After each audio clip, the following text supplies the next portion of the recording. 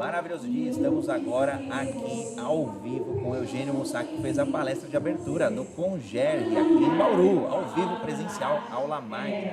Meus parabéns, Eugênio, seja muito bem-vindo. Eu, André Sanches, Denise Marques, estamos aqui para captar um momento aqui e informações importantes para compartilhar com vocês. O tema desse ano, Eugênio, é o humano no centro do mundo. Centro do mundo.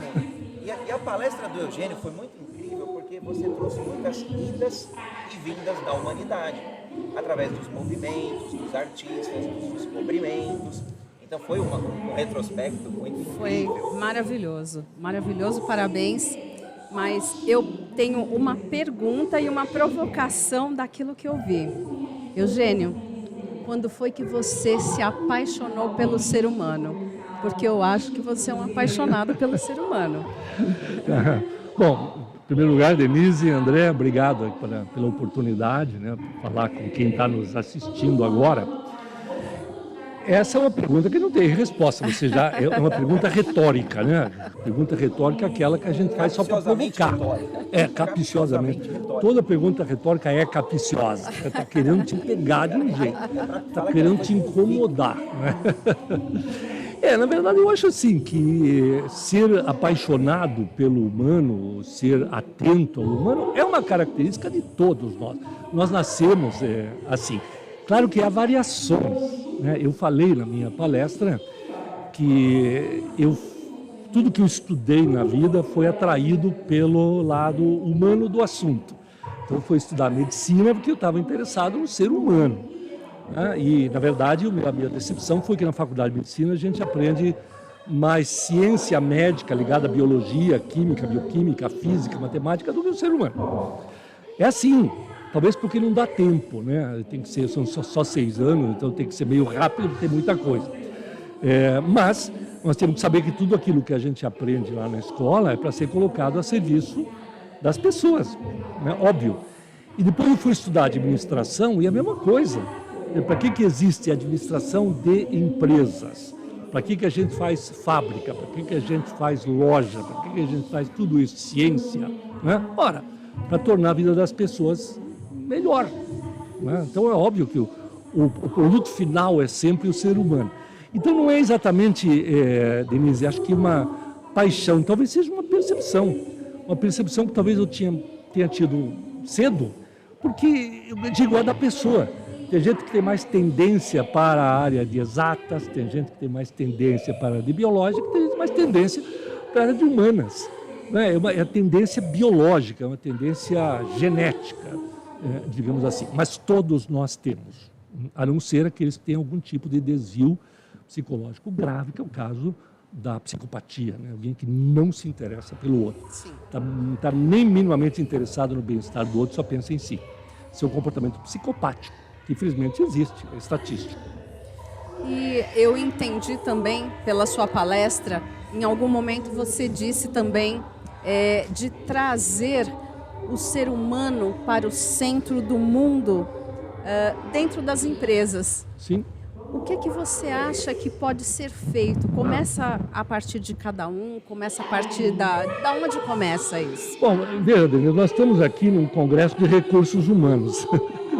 Eu acho que começa por aí, né? As empresas valorizarem a sua área de recursos humanos. E a área de recursos humanos se considerar importante. Porque nós temos muitos profissionais de recursos humanos que entendem que o seu papel é secundário. Que o importante é a estratégia, finanças, produção, marketing, vendas, não é? Mas, tudo isso é feito por gente. Exato, vendas é feito por gente, de pessoas para pessoas. Claro, é aquela ideia. Eu comecei a palestra falando, a minha inspiração para essa palestra vai ser o filósofo grego Protágoras, que disse lá há 26 séculos, o homem é a medida de todas as coisas. A partir desta ideia começa a filosofia. Platão, Sócrates, só vieram depois, bem depois dele, não é? Mas, gente, é isso aqui, é o ser humano. Então vamos tentar entender como é que o ser humano consegue organizar e comandar a própria vida, colocando-se no centro, né? As fases que eu coloquei em que o homem, parece que existe uma oscilação, né? Às vezes o homem está mais no palco, às vezes ele é mero espectador de alguma coisa, né? Está no centro do mundo ou está na periferia do mundo. Um pouquinho mais afastado. Então, que momentos que nós tivemos, quais foram os movimentos que nos trouxeram para o centro? Filosofia grega foi um desses momentos, né? Depois nós tivemos o início do cristianismo, com a ideia do amor, né? E no início do cristianismo, que é com a ideia de Jesus Cristo, mais tarde Santo Agostinho, que criou a doutrina, mas a igreja depois foi totalmente manipulada pelo poder, né? Que era corrupto, que era devasso, mas aí o homem saiu do centro do mundo novamente, né? Volta no Renascimento, quando os artistas italianos, mais conhecidos, Michelangelo, Da Vinci e Rafael, começam a pintar, produzir peças com o ser humano. Literalmente colocando o ser humano, as medidas ali, né? Você trouxe até, inclusive, o Da Vinci, as medidas, o Michelangelo, a obra, a pintura, né?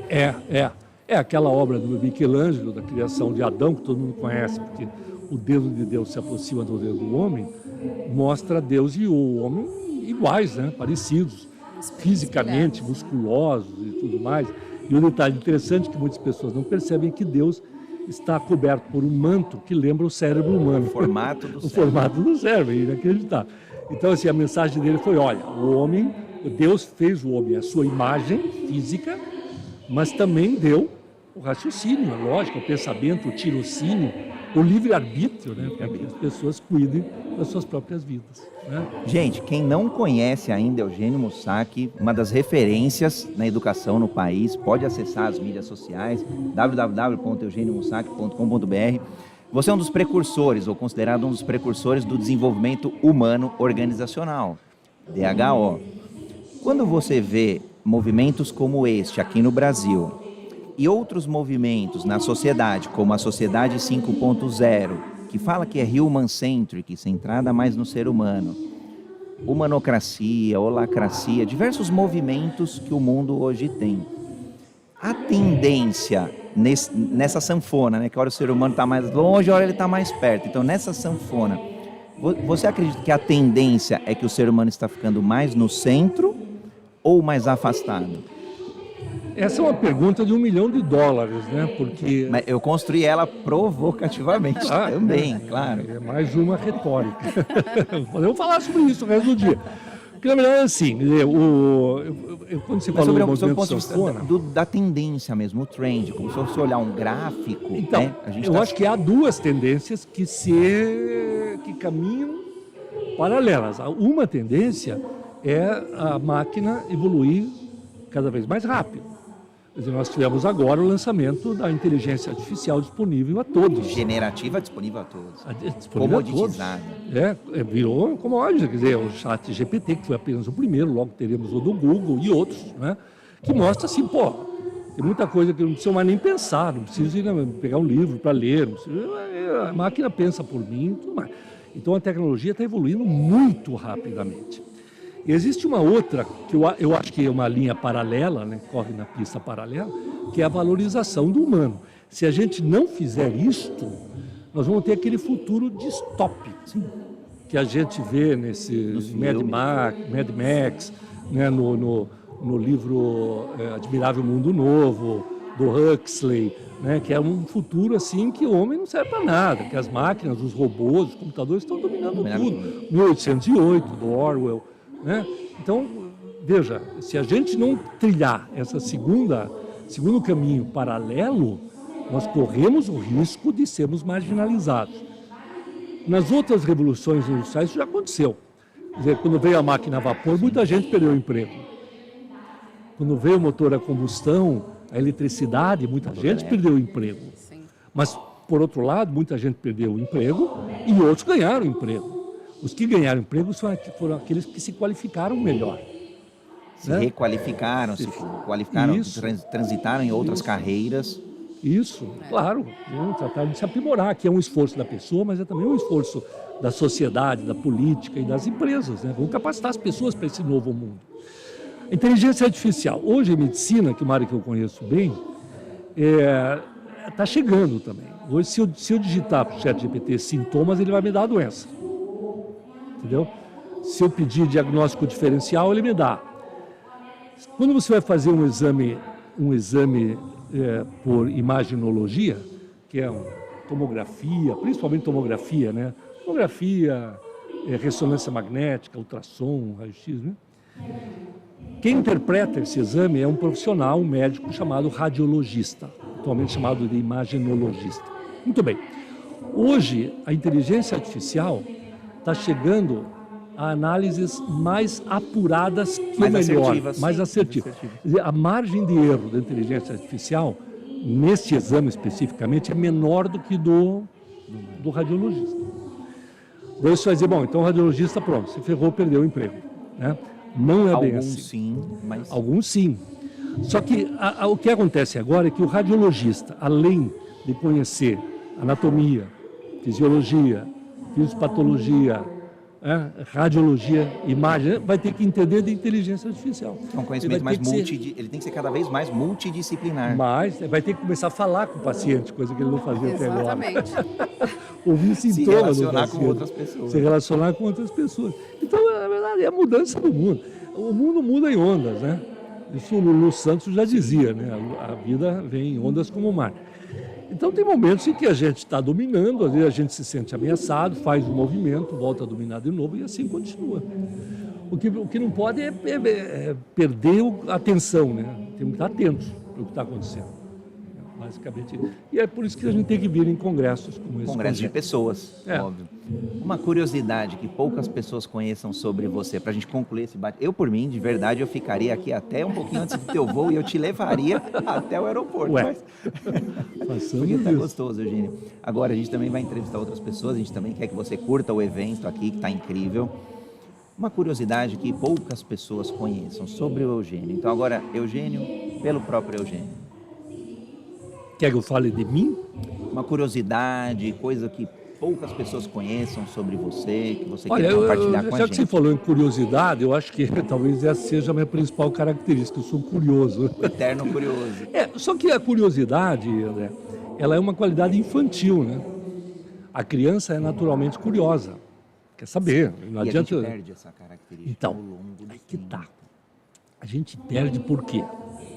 Porque a nossa educação, ela não estimula a nossa curiosidade, já dá tudo pronto. E você já deu a dica, no mundo buscando cada vez mais produtividade, mais eficiência, a primeira coisa que se corta é a criatividade. É criatividade, faça isso, do mesmo jeito, várias vezes, repita, faça automaticamente vem autômato, né? Um robô. E aí você vai ter mais produtividade. Então, eu acho que a curiosidade talvez seja uma coisa que eu consegui manter. O que me faz ser um pouco infantil. Porque às vezes eu faço uma pergunta que talvez só uma criança fizesse. Aliás, vocês como entrevistadores de podcasts também tem que ser assim, né? Sim. Se você não fizer... não óbvia, aquela diferente. Se você não fizer pergunta não óbvia, esse podcast não vai ter graça nenhuma. Se você perguntar só o óbvio. Eu tenho uma pergunta. Você mencionou arte. Você faz algum tipo de arte? Não, eu sou um eunuco da arte. Eu só consigo apreciar e não produzir. Mas gosto muito. Eu tenho muito... Assim, aprecio, viajo para ver museu, viajo para ir em restaurante, porque é uma forma de arte, não é? Tenho uma pequena coleção de obras de arte em casa, adoro música. Então eu aprecio e estimulo os meus filhos a gostarem, a produzirem. Eu tenho filho músico, tenho uma filha que é artista, enfim.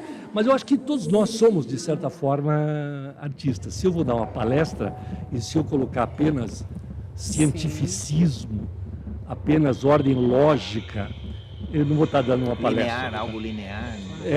Seria linear. Sempre que você for não linear, você está sendo, de alguma forma, artista. É assim que eu tento conduzir a minha vida. Odê, eu acho que eu descobri o segredo do Eugênio. Eu acho.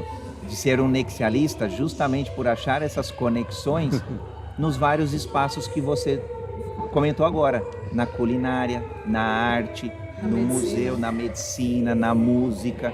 Acho que esse é um dos segredos aí para você conectar e muitas outras áreas. E ter uma ótima leitura. O nexialismo é uma ideia interessante. O Walter Longo fala muito sobre isso. Walter Longo, sim. Porque nós ficamos naquela dicotomia, né? Ou você é um especialista ou um generalista.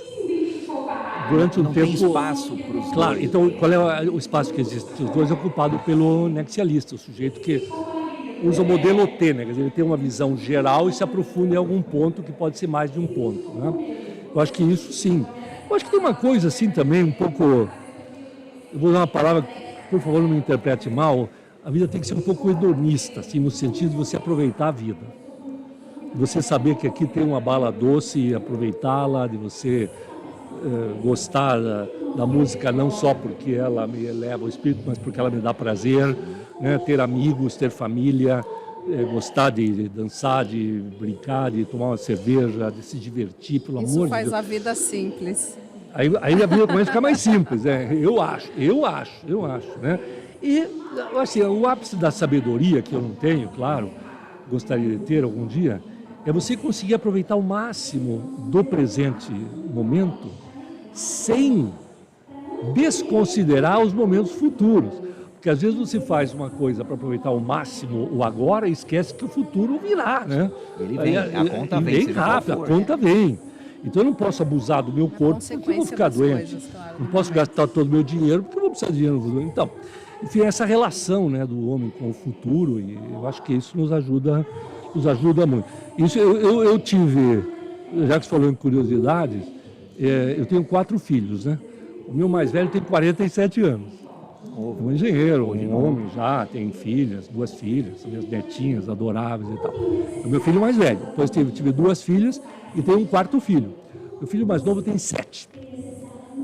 Entre eles tem 40 anos de diferença. Tem 2 gerações. 2 gerações. E há outras pessoas que são assim, que eu conheço, amigos meus. Talvez eu seja um dos que tem mais distância entre os filhos e tudo bem. Porque hoje a gente vive mais. A gente ganhou, aliás, nos últimos 80 anos a gente ganhou mais 30. É um Com número certeza. muito grande, mas são mais 3 décadas. Se você fizer por onde? Não, com qualidade. Você se cuidar. Com quantidade. Agora o desafio é a qualidade. Em qual qualidade que a gente vai fazer uso desses 30 anos? E você trouxe já o segredo. Viver o momento presente e, obviamente, não esquecer minimamente Sem esquecer do Sem futuro. esquecer do futuro. E se tiver dificuldade para se conectar com o futuro, tenha um filho, pronto. Você se conecta com os próximos 30 anos. Muito bom. Obrigado pelo Obrigado, bate-papo. André. Meus Um parabéns prazer. pela palestra, honrado.